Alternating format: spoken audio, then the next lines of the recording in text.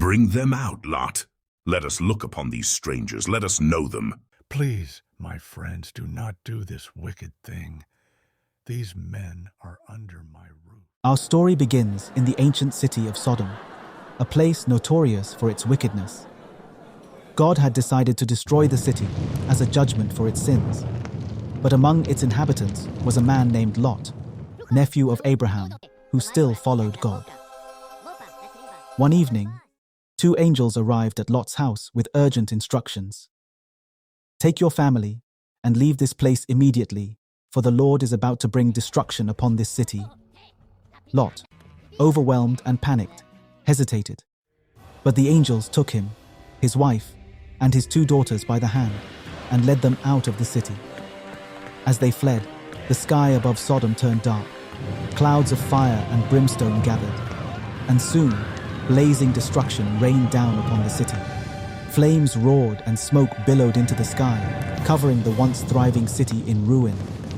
The angels had warned them, "Do not look back." But as they ran, Lot's wife could not resist one last glance toward her home. In an instant, she was turned into a pillar of salt, frozen forever as a silent witness to the city's destruction. Lot and his daughters, now in shock and sorrow, turned their backs and continued toward safety. After the destruction of Sodom, Lot and his 2 daughters found a temporary home in the small town of Zoar. For a brief time, the quiet streets and simple life in Zoar brought them comfort, a stark contrast to the roaring flames they'd left behind. But Lot's heart was restless. Zoar was small and isolated, and he feared that even here, they might not escape the reach of God's judgment. Driven by worry, Lot gathered his daughters and left Zoar behind, seeking refuge once more, this time in the desolate mountains. They found a cave in the rugged hills, a dark, cold shelter carved into the rock. Days passed in silence, broken only by the occasional rustling of wind or the cries of wild animals.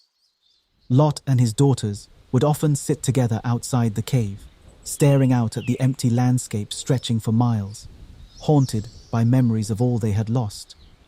Their mother was gone, their home was destroyed, and their family name seemed on the verge of disappearing forever. As they settled into their new, lonely life, the weight of isolation began to gnaw at Lot's daughters. They whispered to one another, imagining the life they might have had in Sodom, or even in Zoar, with husbands, children, and family gatherings. "Our father is getting old," the elder daughter murmured one night, her voice filled with sorrow. "There are no other men left. If we do nothing, our family line will vanish.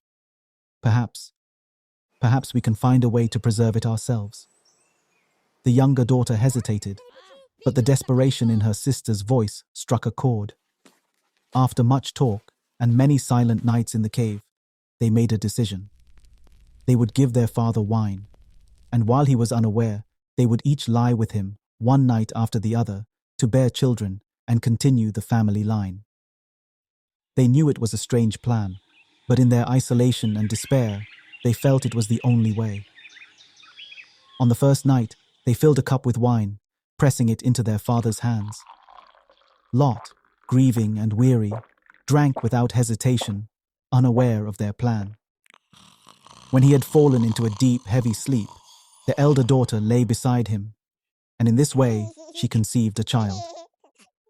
The next night, they repeated the plan, and the younger daughter lay with her father while he slept, unaware. In time, both daughters bore sons. The elder daughter named her son Moab, meaning from the father. The younger daughter named her son Ben-Ammi, which means son of my people. Though born in isolation and through an unusual act of desperation, these 2 boys would go on to shape the future in ways their mothers could scarcely imagine.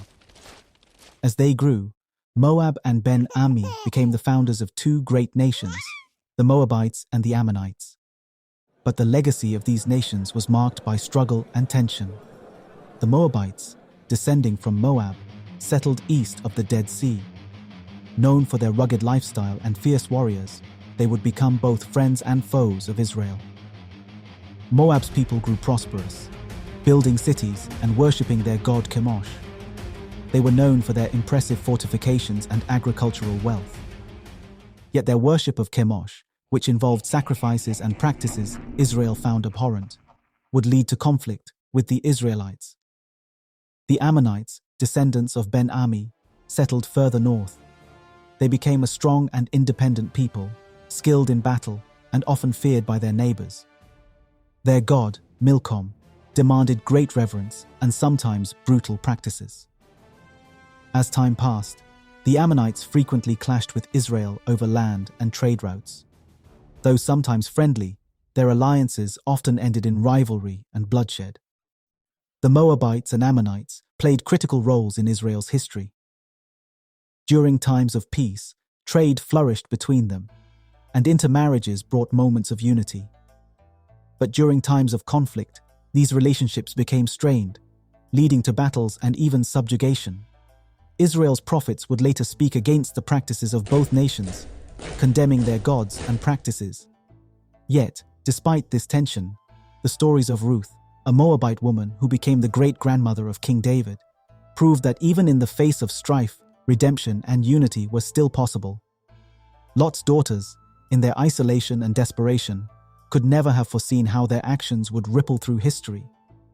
Though their decisions were born of fear and loneliness, God would ultimately weave these two nations into his greater plan.